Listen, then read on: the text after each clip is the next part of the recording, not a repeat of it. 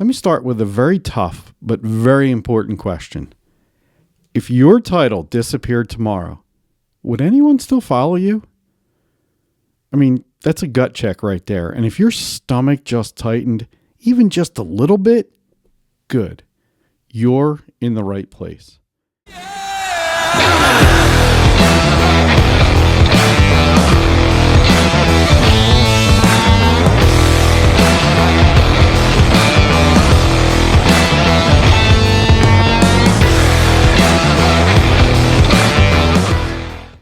Welcome to the first episode in our 5-part leadership series where we're unpacking what really takes to lead well. Not just run a business, not just manage a team or wear a title, but actually lead. The framework we're using is the backbone of John Maxwell's classic, The 5 Levels of Leadership. We're not just regurgitating this book, we're pulling in stories from the field, insights from job sites, lessons from the real world leaders, and a few sharp elbows, if you know what I mean, along the way to keep it honest. Today we're starting where every leader starts. Level 1, position. Position is the you're in charge, so they have to listen level. It's the default, the baseline, the place where your title gets you in the room, but not much more. Now, let me be clear. There's nothing wrong with level 1 unless you stay there. You know, every CEO, crew leader, manager, foreman, pastor, director, every single one of them started here. The difference is great leaders move through level 1. Stuck leaders build their whole identity around it. You know, John Maxwell defines leadership this way. Leadership is influence. Nothing more, nothing less. Simon Sinek says a boss has the title, a leader has the people. So let's be honest with ourselves. If the only reason someone listens to you is because you signed the check or because your name's at the top of the org chart, that's not leadership. That's leverage. And eventually, leverage runs out. People don't follow titles for long. They follow trust, consistency, strength wrapped in humility. They follow people who lead with clarity, courage, conviction. Let me give you a snapshot of what level 1 leadership really looks like. How about meetings where everyone stares at their phones? Turnover that feels like a revolving door. Team members who do the bare minimum. Managers who blame the team instead of building the culture. And owners, they can't take a vacation without the whole place falling apart. Does any of that sound familiar? Here's the good news. It's fixable. But not by cracking down harder or making more rules or micromanaging every little task. You fix level 1 by moving up. And that's what this series is all about. You know, each episode, we're going to break down a different level. Position, level 1, this is where we all start. Then we're going to move to permission. It's where the relationships begin. Then production. It's where results earn trust. Level 4 is people development, where you start to multiply yourself.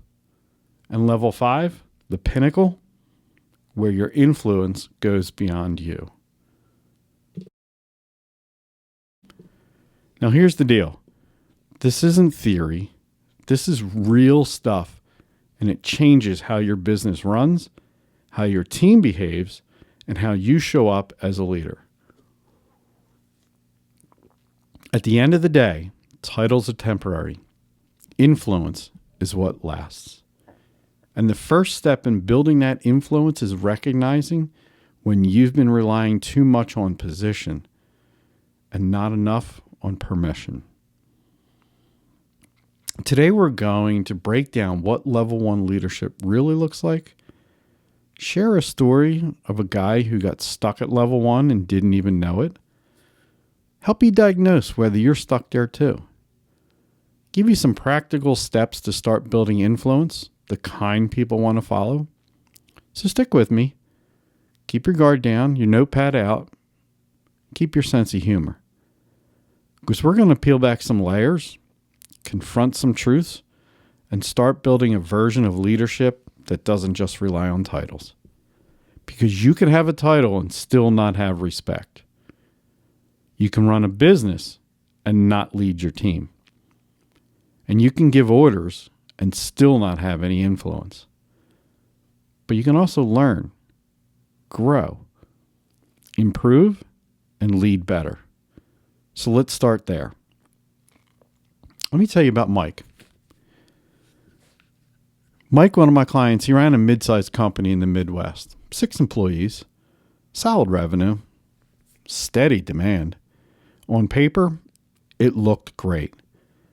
But every morning, Mike would walk into the office with a clipboard, not know why he had a clipboard half the time, in one hand and a frown on his face. He thought the frown was focus. And later he told me he thought the clipboard showed leadership. But his team? Nah, they were just miserable. Every day was the same. Mike was barking out orders, double-checking everything, nitpicking invoices, pacing the floor like someone was always about to go wrong. And his people weren't showing up early anymore. They weren't staying late. They weren't volunteering ideas or stepping up to take any ownership of anything. They were just surviving. And they were counting down the minutes till lunch. Now, Mike was good. He was a great guy. He was smart, hardworking. He started the business from scratch. He put in the blood, the sweat, the ramen noodle years to build it. Beans and rice, rice and beans. So yeah, he was proud of it. But somewhere along the way, something happened and that pride turned into pressure. And that pressure turned into control. You know, he started believing that the only way things would get done right was if he was in charge of it all. Quoting, scheduling, materials, follow-ups. He was wearing every hat. He was barking every order. He was solving every fire. And wondering why his team couldn't think for themselves. You know, one day during a coaching session, I asked him a simple question. Hey, Mike, what would happen if you didn't show up tomorrow? He paused, kind of laughed nervously. I said, well, I'd probably have 10 voicemails by noon and a client threatening to walk. And that's when it hit him.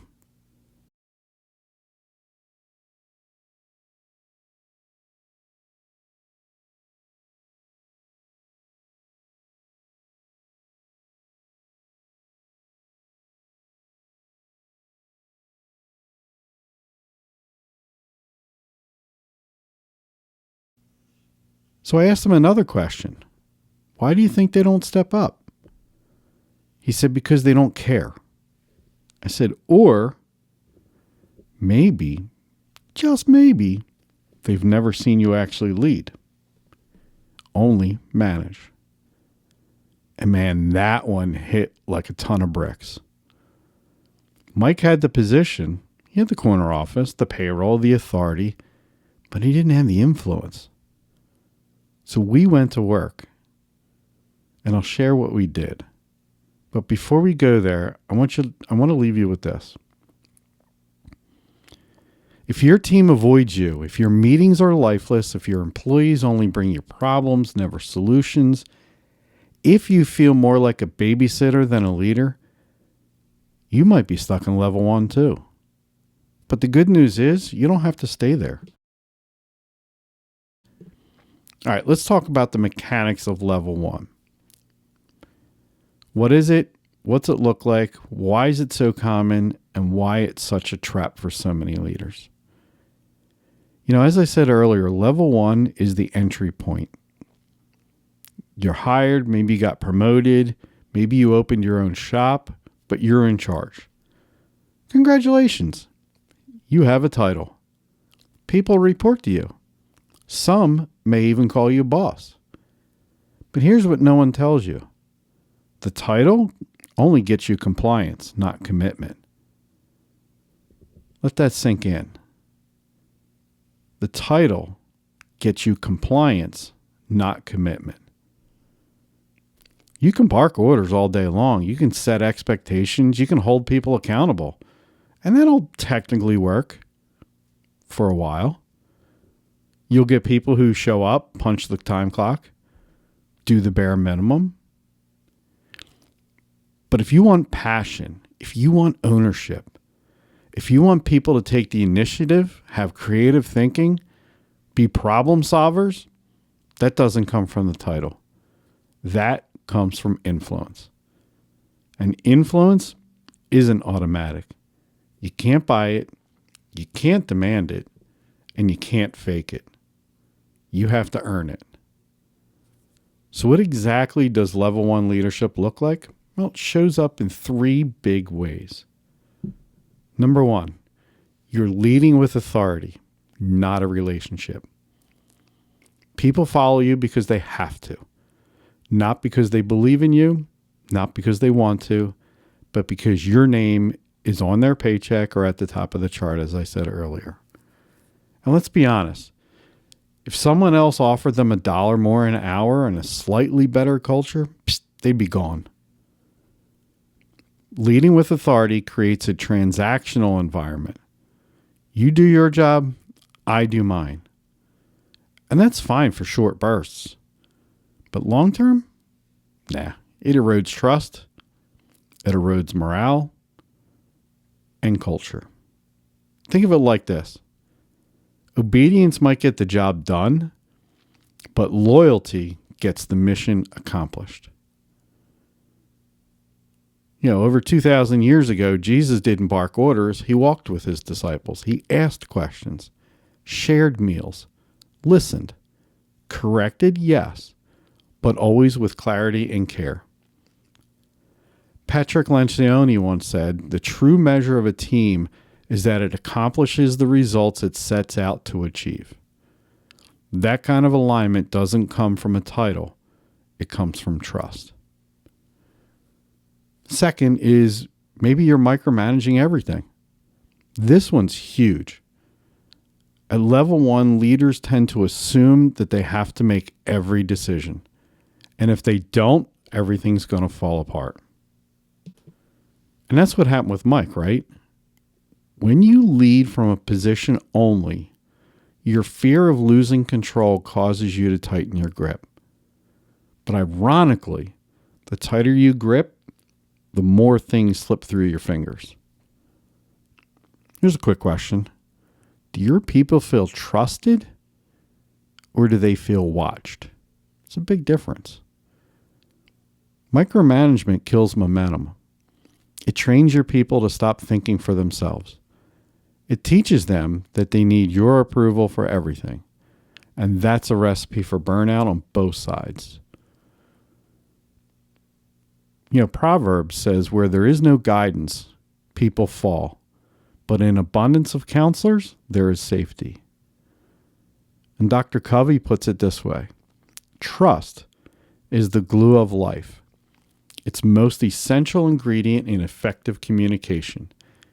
It's the foundational principle that holds all relationships. You want to stop micromanaging? Start teaching.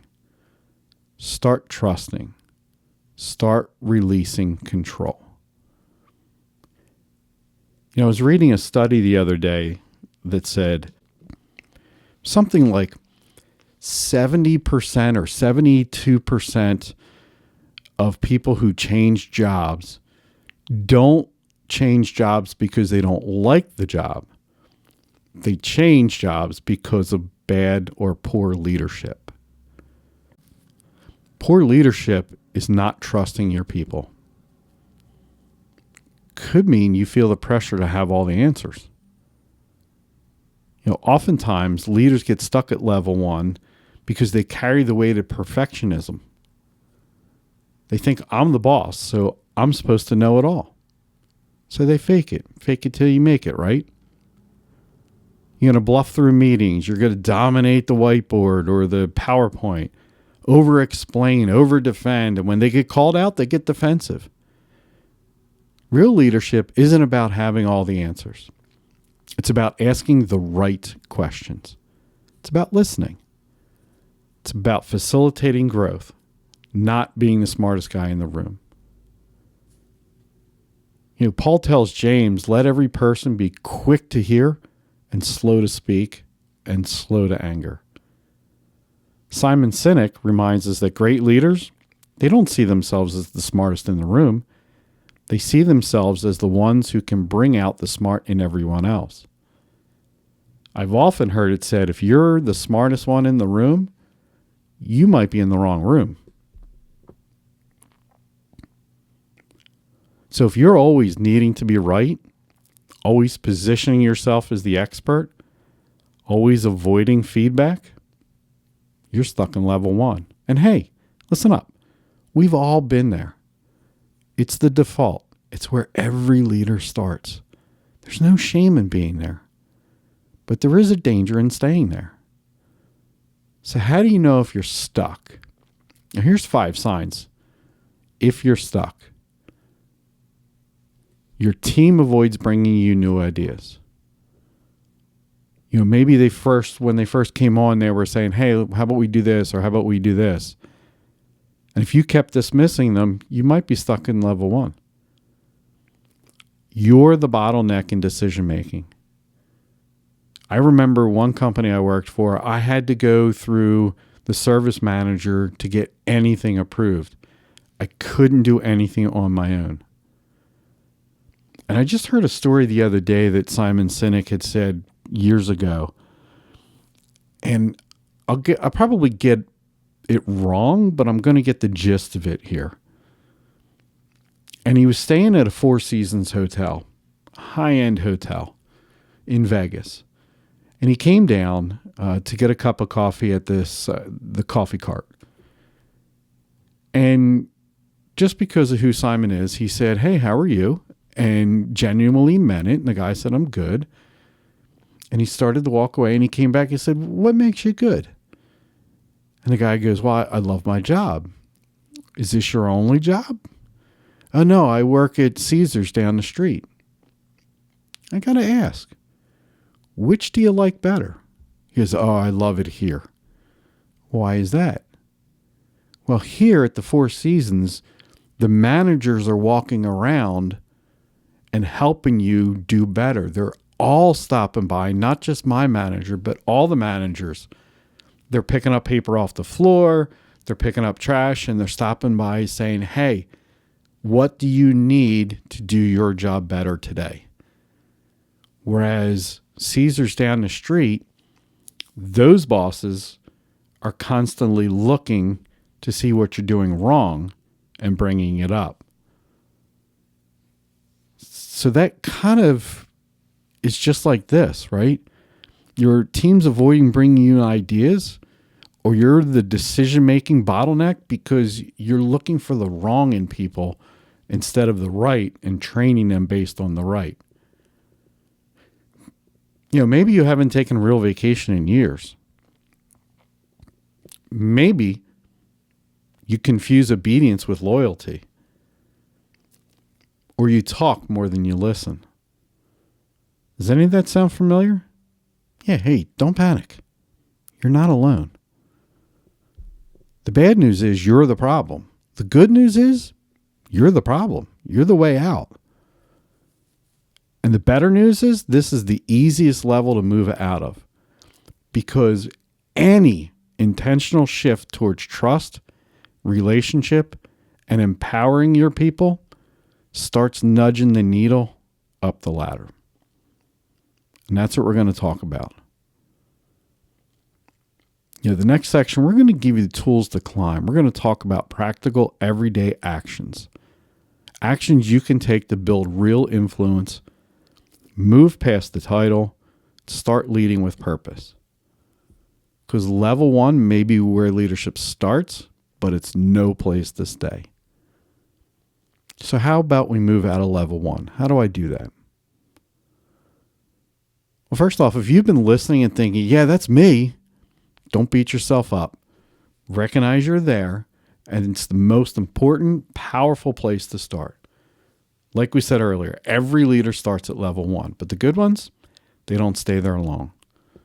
So let's walk through some real practical boots on the ground steps you can start. You can start using these this week to move from level 1 position to permission. Because level 2, the permission, is all about relationships. But before you can build those, we need to shift your mindset. So the first thing you need to do, you need to trade control for connection. Start by loosening your grip. It doesn't mean you throw out accountability or you abandon your systems. It just means you shift your posture. Ask yourself, do I spend more time trying to control an outcome or connect with people who will control the outcome? Connection builds trust. Trust builds influence. Start asking instead of assuming. How about listen instead of lecture? Coaching instead of correction. A fool takes no pleasure in understanding, but only in expressing their own opinion. Brené Brown puts it like this: clear is kind, unclear is unkind, and connection starts with clarity.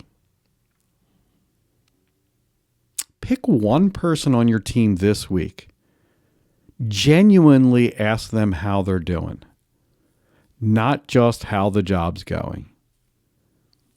What's working? What's not? What would help them thrive? Don't solve, just listen. As a service manager, I used to meet the service guys on the job. And sometimes I would ride with them. The guys who were having struggles, I would ride with them for half a day. And then I would take them to lunch. And we would sit and talk at lunch. And we first would talk about them. What's going on? How are you doing? I genuinely want to know. How's your wife? How's your girlfriend? How are the kids? What are your goals? I genuinely wanted to know. And then we would discuss the positives of that morning. And then I would ask them, where do you think you're weak? How can I help you get stronger in those weak areas? It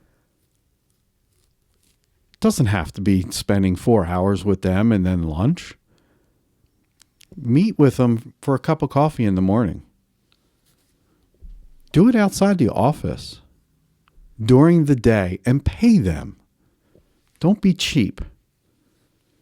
Take them out for an hour, half an hour, 45 minutes, whatever it is. Sit down with them and really invest in their life. Number 2 is start showing up with them, not above them. Unfortunately, titles can create an invisible wall.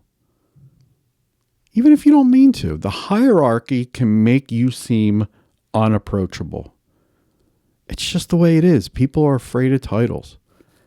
But the fix is to be visible, be available, be human. Dave Ramsey used to tell this story. I don't know if he still does in EntreLeadership, but he would walk around and talk to people even as they got bigger and bigger.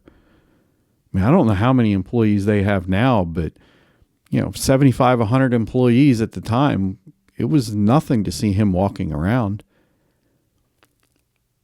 They were at an event one time, and when they were smaller, and the guy who was unloading the truck couldn't believe that Dave actually showed up to help unload the truck. That's leadership. He's helping everybody. He's out there. He's the big guy. He's the one that's going to be speaking on stage. And here he is unloading the truck. It made an impression on that guy that he had to say something. Maybe sit in on a team huddle. Ask questions. Not to spy, just to learn.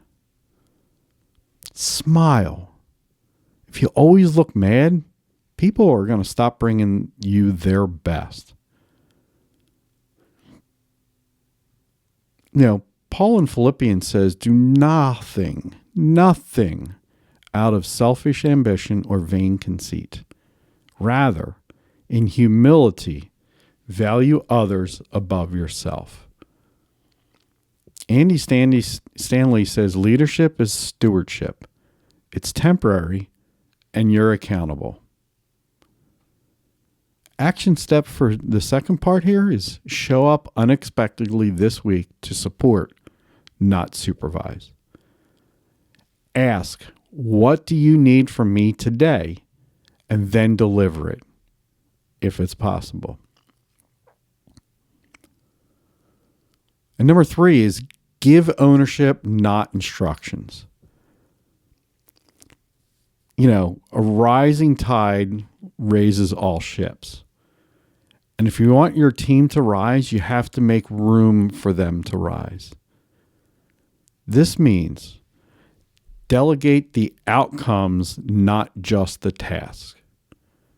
Instead of saying, do it this way, here's what we want to happen. How would you approach it? What would you do to achieve that outcome?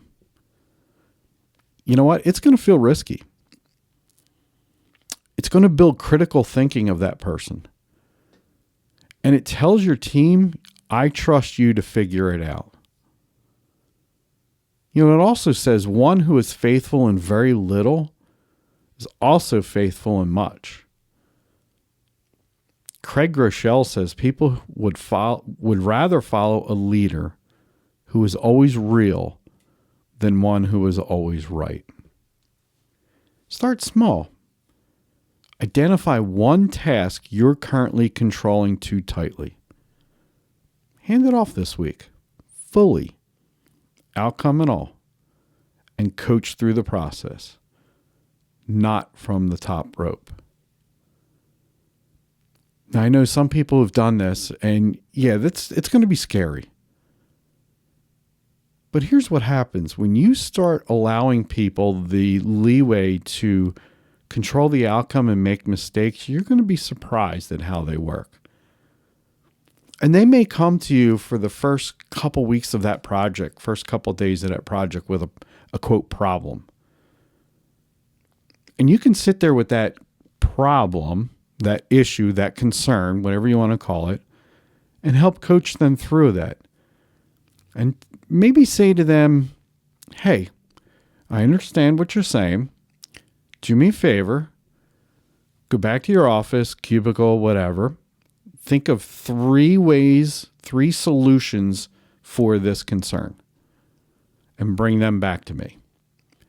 And let them stew over that and bring you 3 ways that they can fix that concern. And then they might just sit there and you're going to then say, hey, all right, that's great. You brought those 3 ways. I like them. Which one would you choose? And usually they're going to be a little bit nervous, a little bit scared the first couple of times. And it's just your way of coaching them. Hey, which would you choose? I would choose this. Well, why would you choose that and not one of these other 2? And let them flesh that out. Let them explain to you why they would choose that one. What's going to happen is eventually, and it may not take that long, depending on the trust that you've given them, what will happen is eventually they're going to come to you and say, hey, we had this concern. This is how I fixed it. You don't have to worry about it. And now you've coached them through their problem solving to the point where they're taking ownership of what that is. That's leadership. That's a step in trust. And number 4, celebrate small wins publicly and often. People repeat what gets recognized. If you want your team to show up, step up. Own it. You need to make a big deal out of behaviors you want to see. Recognition isn't fluffy. It's fuel. Catch people doing the right thing. Call it out. Celebrate it. Love one another with brotherly affection. Outdo one another in showing honor. Ken Blanchard says the key to successful leadership is influence, not authority. I worked with the 1 Hour franchise. I was a franchisee. And I remember one of the franchisors, they used to hand out checks every week for things done well. Now, a sales incentive on a non-franchisor used to lease a Mercedes-Benz. And in that lease, he would give it to the top salesman of the prior month. So I'm recording this early in September. So the top salesman for August, he would not get the Mercedes to drive around in. This is brilliant. His wife would drive around in the Mercedes. So imagine at the end of September, you're not the top salesman. You didn't do well. And now your wife has to give up her car that she's been driving for the past month. What's that going to do? She's going to ride you. Nope. I'm good with the kids. You go out and go ahead and make that sale. I'm good. Right?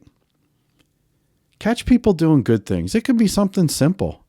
Hey, somebody picked up some trash, didn't say anything. Maybe they took it out because the trash can was full. Whatever it is, just write them a note.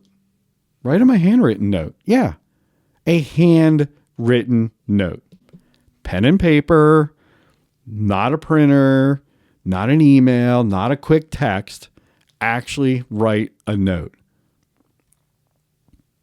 Point out something specific they did well, even if it was really small, and watch what happens. Early on, I used to do that all the time. I don't know why I ever stopped. But I bought a bunch of blank thank you cards or congratulation cards, and I would send them out weekly. I would send it out to 1 or 2 or 3 people that in the company, and their faces would light up. Sometimes I'd send them to the house. Sometimes I would just drop it off at their desk. But either way, you could see that there was something different when I was doing that. Again, I don't know why I stopped that. I can't remember why. I'll have to think about that one some more. Now, be honest about where you've been. If you've been stuck in level 1, don't pretend. Acknowledge it. Own it. You don't have to fall on the sword and say, I suck. But a simple, hey team, I've realized I've been more focused on process than people. I want to be a leader that leads better. That's going to go a long way. Humility builds bridges. It breaks the ice. And it lets your team breathe. Because they know it's safe to grow. Solomon said in Proverbs, as iron sharpens iron, so one man sharpens another. Howard Schultz, former CEO of Starbucks, once said, if you're surrounded by people who share a passionate commitment around a common purpose, anything is possible.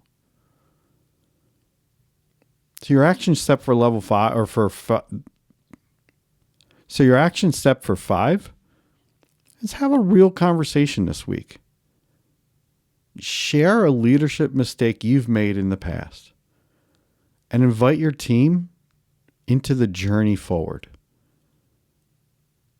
Hey, I can do better. I want to do better. I'm on a pattern to do better. I want you to call me out when I'm not doing as good as I could. Stuff isn't theory. They're simple, deliberate actions that start to chip away at the walls of position-only leadership. They begin building the foundation of true influence. If you take these steps consistently, here's what's going to start happening. Your team, they're going to stop checking boxes and start solving problems. People feel seen. They're going to feel heard. They're going to feel valued. And it's going to build buy-in. You're going to sleep better because you're not carrying the whole thing on your back. And remember Mike? He learned it's not about being in charge. It's about being worth following. All right, let's bring this home. If you've been nodding your head today, maybe even wincing a little bit because it hit close to home, you're not alone. Just acknowledge it. Level 1 is where we all start. But, again, it's where too many people get stuck. And I get it. It's comfortable. It's easy to fall back on the title. It's easy to point to the chart, the business card, the name on the hoodie. Leadership isn't about being the boss. It's about being followed. You don't earn with a title. You earn that with trust, consistency, clarity, humility, and a whole lot of ownership. So if you do nothing else, here's your one thing to do this week. Pick one person on your team, just one, and engage them in a way that you haven't before. No barking orders, just a real honest check-in. Ask them what's going well. Ask what's getting in their way. Ask what they think would make things better. Pick somebody who is not your go-to. And when you ask the question, shut up, take notes, and listen. That single act might do more to start moving you from level 1 to level 2 than any book or strategy session ever could. Patrick Lencioni, the true measure of a team is that it accomplishes the results that it set out to achieve. If you want your team to show up fully, if you want them to take ownership, if you want to have them to help carry the load, they need to know you're in it with them. So the quick recap is level 1 is position. It's necessary, but not enough. Relying on title creates compliance, not commitment. True leadership is earned, not assigned. And you move forward by trading control for connection, supervision for support, and instruction for ownership. Start small, start personal, but start. The old saying is, how do you eat an elephant? One bite at a time. How do you take that second and third step? By taking the first step. And if you're overwhelmed by all this or unsure where to begin, hey, sign up for a 60-minute, 30-minute call. We can discuss where you are, where you want to go, give you some great ideas to move forward. And then when you're ready, if you want to sign up for coaching, we're here. If you just want to bounce those ideas off and ride off in the sunset, that's fine too. There's no obligation. Check it out at genesisbusinessstrategies.com. Yeah. Or you can take the next step by grabbing the 2-minute business growth scorecard. It's completely free. And it'll tell you in plain English whether your business is set up to run without you or if you're stuck at the center of everything. Again, genesisbusinessstrategies.com. Take the quiz. It's 2 minutes, 9 questions, but it is going to give you so much clarity. Because if you're still running on position-only leadership, the wheels are going to fall off eventually. Don't wait for the burnout. Don't wait for the turnover or the disengagement forces your hand. Fix it now. Lead up and move up. Next week we're going to dive into level 2, permission. And this is where things start to get fun because you're going to learn how to build real influence through relationships. We're going to talk about how to earn trust, what to do when you've broken it, and why people follow leaders they like, not just those they fear. So until then, lead well, be worth following, and we'll see you back here next time.